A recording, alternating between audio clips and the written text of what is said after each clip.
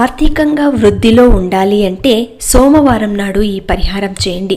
ఉదయం తెల్లవారుతూ లేవగానే మీ అరిచేతిలో ఒక తెల్లటి కాగితాన్ని తీసుకుని అందులో కొద్దిగా రాళ్ల ఉప్పును వేసుకుని, కొద్దిగా అంటే పిడికెడు రాళ్ల ఉప్పు వేసుకోండి సరిపోతుంది. ఆ తర్వాత దాని మీద మీ కుడి చేయి పెట్టుకుని మీ మనసులో ఉన్న కోరికని చెప్పుకోండి. ఆర్థికంగా వృద్ధిలోకి రావాలని కోరుకోండి, ఉద్యోగం కావాలని కోరుకోండి, లేదంటే అప్పుల బాధలు తీరాలని కోరుకోండి.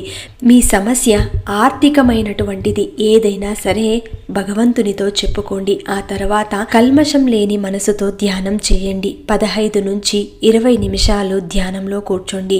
శివ ధ్యానం చేయాలి. మీకు శివ మంత్రాలు ఏవి వచ్చినా సరే అందులో నుంచి ఒకటిని ఎంచుకొని కాసేపు ధ్యానం చేయండి. ఆ తర్వాత ఉప్పుని ఎక్కడైనా నీళ్ళలో వదలండి, లేదంటే షింక్లో అయినా వేసి నీళ్లు వదలవచ్చు. ఇలా తెల్లవారుజామున మాత్రం